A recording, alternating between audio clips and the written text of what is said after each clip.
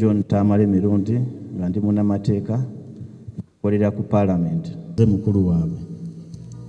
Waliwo abaana abalala abatali wano saagala bagambe nti tubabudde. Waliwo abaana abalala abato abasinga ku wano gye bali. Ntandika okwebaza mwena abali wano olw'okujja otukungubagirako taata mubadde mumumanyi nga mukwano gwammwe ffe abataata waffe era tulina ennaku nnyingi ku mutima bwe twogera ku taata. Kansooke okwebaza President, His Excellency the President of Uganda. President yayagadde nnyo taata ebbanga lyonna si kati myaka 3 muzeeyi yanyumiza nti yasinkana President ne General Salim Mosco ng'akyali munnamawulire ng'agenza obbakolako interviews ebiseera ebyo gye yabasisinkana ne bafuna omukwano bwe baatwala obuyinza ne basigalira nga bamuyita okukola naye bamuputinti okusavinga this country kyabadde akola. President alabiridde muzeeyi ne bwe yava mu State House yali amulabirira. Muzeeyi yangambanga nti President yayogeranga naye buli lwakuna ng'amukubira essimu era bwe yakolanga ensobi waliwo ebiseera ebyo muzeeyi we yali nnyo obubi. I think baali ba church leaders n'amugamba kati Tamale ngenda kukubiranga essimu buli lwakuna tuyite mu byeyogedde mu wiiki.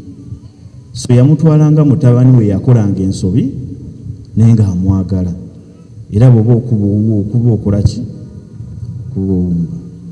President yandisibye muzeeyi mu bintu ebimu bye yakolanga kyataakola temunyako mu public yamwagala nnyo era President yasemba okwagala taata ne taata gye yayagala. Ffe taata abadde wa NRM mukyala wa DP Mama Wekyengera I think wa movement naye ye wa movement ddala naye nga taata buli omu endowooza zo nga buzze gyakulekera. Njagala nzireko okwebaza Speaker wa Parliament tebannamwogerako nnyo naye Speaker Right Honorable Anita Amonga. Speaker ne muzeeyi bavudde mabega nga baagalana nnyo era mu kwogera kwenze yaŋŋambanga nti Speaker yali buli yafunanga financial difficulties ffenna ze tubeera nazo nga ne Speaker tannafuuka Speaker ng'amukubira ku ssimu. Maama oyo Wekyengera asobola okubabuulira nti Speaker yampanga ssente $5,000,000 almost buli mwezi nga tannafuuka Speaker. Nenzireeta wa Maama Wekyengera muganda waffe Bbenyo ono ndowooza yali mulwadde naye yayitamu ne mu bbanga lye yali omulwadde ng'atuwa ssente. Naye kati biseera bino abadde ankubira n'aŋŋamba son, I have a message for your father we yafuuka Speaker. Muzeeyi we bwe twamugamba yatuweereza $10,000,000 n'atugamba bwe mubanga mulina ebirala byonna let me know, my office is open. Era Speaker abadde atubeereddewo nnyo. Njagala okwebaza abantu bangi ab'okwebaza saagala beerabira n'abawandiise. Minister for Presidency Honorable Babiri Emily Babalanda Honorable yakwatagana I think ne muganda waffe Bebe Cool ne Farouk ne bagenda wa President ne banja ensonga za muzeeyi era abadde akola kinene nnyo nga consultinga muzeeyi wabeereddeawo obulwadde nga muzeeyi alinga amanyi oba anaafa ng'amanyi okuŋŋamba kubirako ku gundi n'akugamba kubirako gundi negundi abataakwatanga nga bakubidde nga bano tebakutte ng'akyewuunya. Honorable Babalanda abadde akwata amasimu ga muzeeyi n'amuwa amaanyi agabeerawo era abadde atuweereza obuyambi.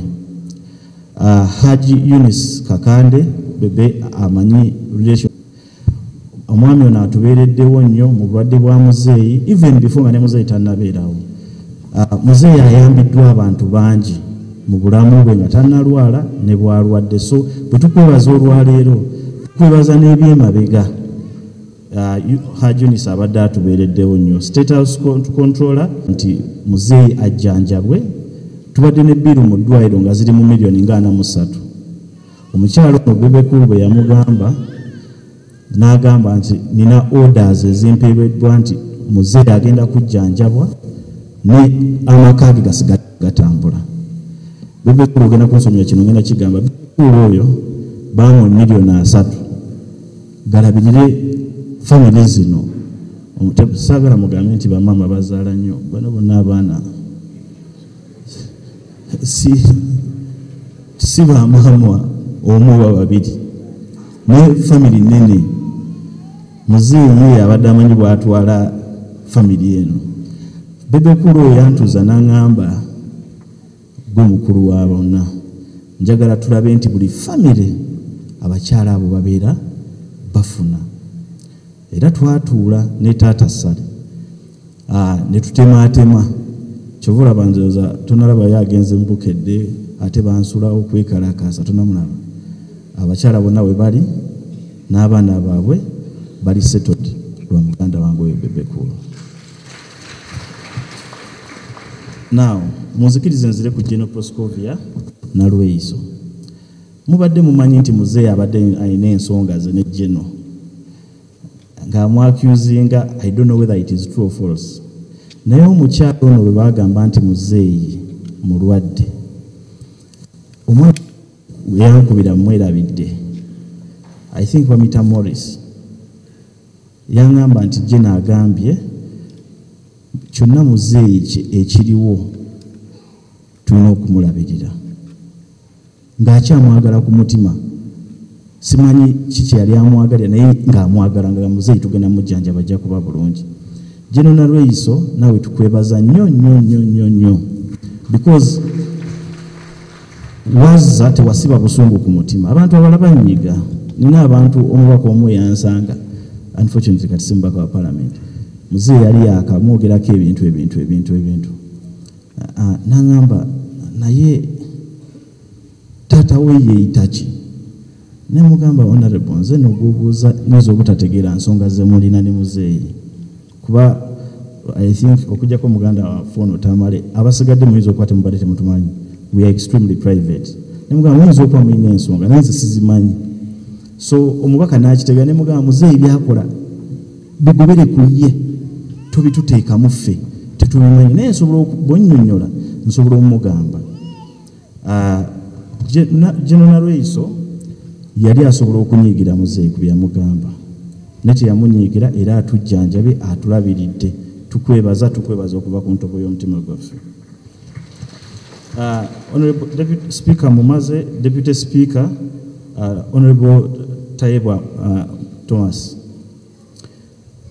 Honorable Tayebwa, the Deputy Speaker, yakubira through personal assistant we n'aŋŋamba nti muzeeyi bangambe mulwadde nti kibi nti you let me know bw'oba olina obuzibu bwonna.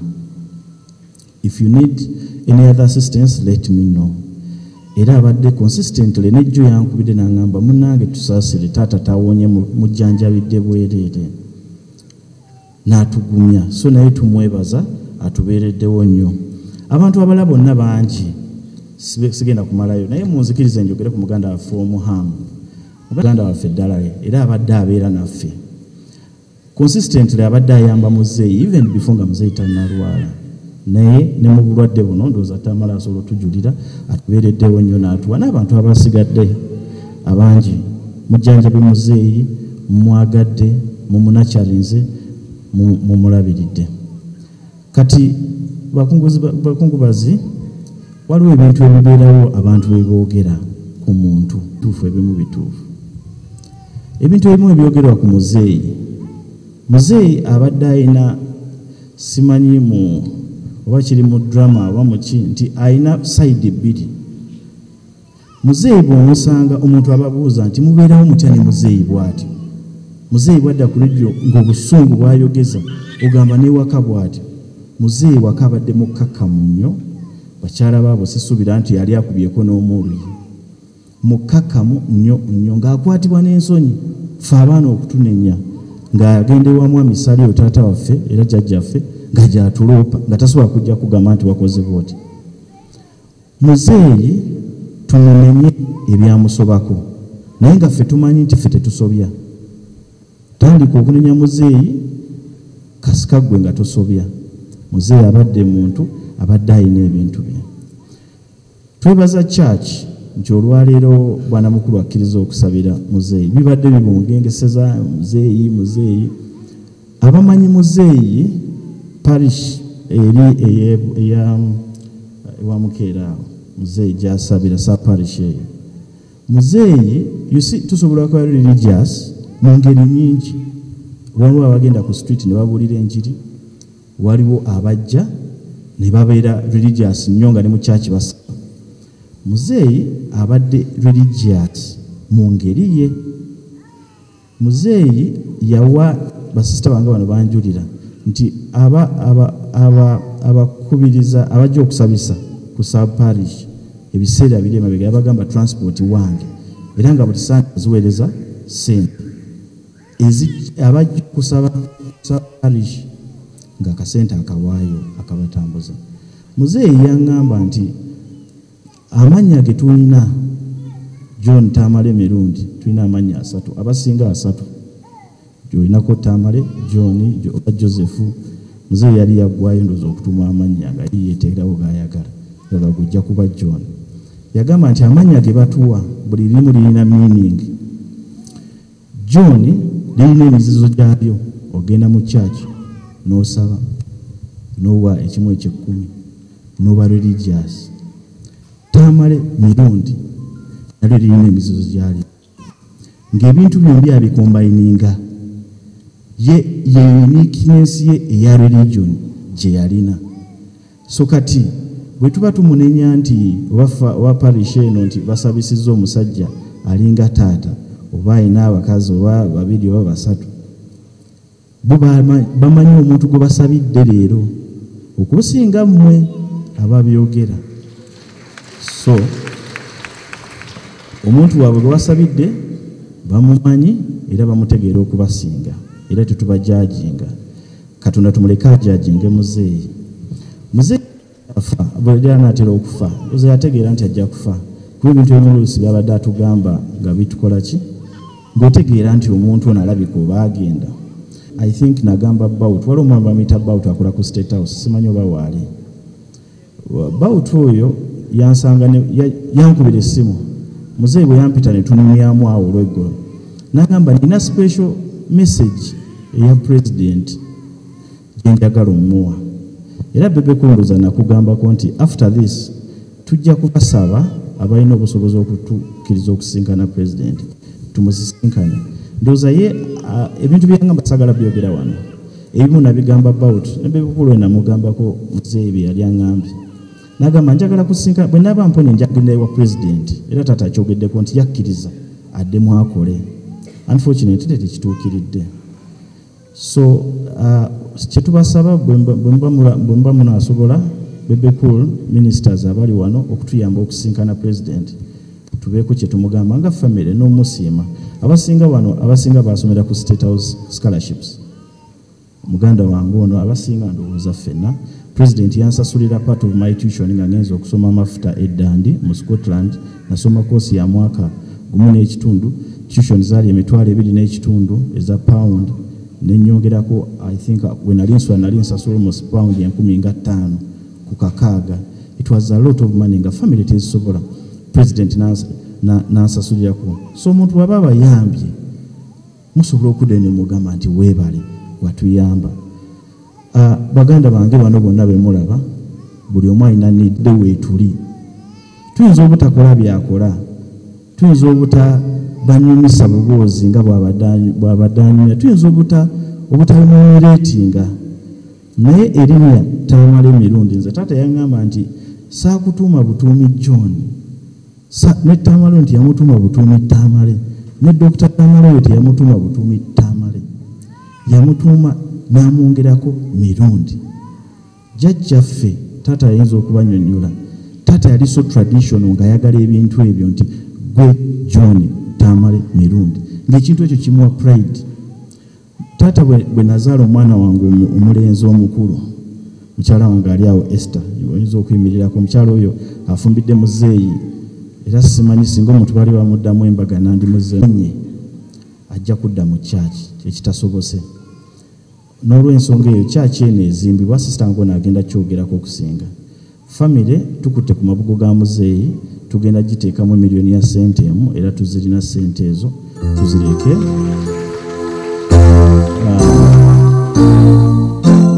mu memore ya taata nti tetasobodde kujja naye kale sente zijje ziteekewo ennyumba ya Katonda bwe nali mbatiza omwana wange taata twabatiriza mu kanisa eno taata namukubye esimu namugamba tutandika saawa manyi bantu bakuuma obudde saawa eziti muzeeyi agenda okujja yakomaawe bali nga bamaze okubatiza nakuma teyayingira taata sali abaali omujjukira kuba twali wano yakomaawe bweru n'angamba leero siyingidde ekinkuba ekyennaku kye tulina nti taata teyayingiranga mulamu ate tumuyingizanga mufu singa kale oba twalindako n'ayingira neyeetambuza mu kifo okumuwalula najja n'atuula wano n'awuliriza ekigambo kya Katonda maybe kyandiwaddewo impact mu bulamu bwe okusingako bana mutusonyiwa okulandaga kampe baganda wange omu ono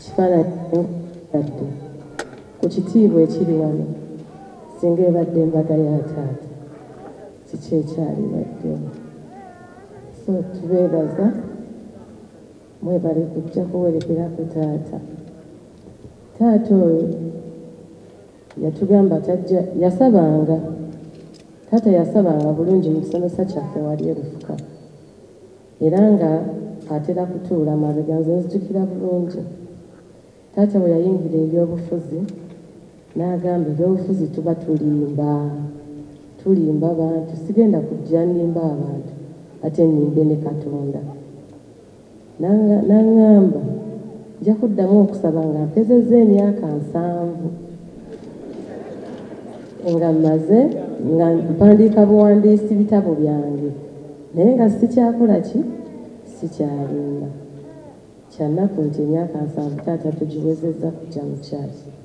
naye twalwanye nnyo ojje kubanga 7 togiwezezza era twebaza bwana mukulu oyo eggulu yasibye ku bunkenke ng'okujajinga kungi consultations nyingi bwana mukulu nga naye ayina mukamaawe nga yalina omubuulira ekiddako naye bwana mukulu mwebaza yagumye n'agamba katubawe emmisa ku lwataata tweyanziza nnyo mwana mukulu ne kyaki yaffe ne mu kisomesa kyaffe nga buli omu alwana agamba nedda taata afune emmisa mu kifo kino ekyebunnamwaya taata saakututerefuka kuba wali osomerayo nakuleesa ebunnamwaya parishi yaffe gyobadde otera otuwa ssente ne tuzimba nga tuzikuŋŋaanyiza abafamire nanga okubeebaza mwonna banaye pulezidenti Museveni webale kwagala taata omusajja wo omwagadde naye abadde akwagala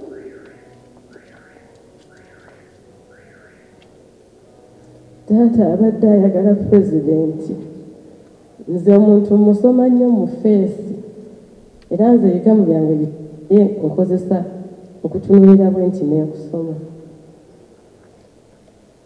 mononga ya wano recently yali mu ddwaliro bebekulu najja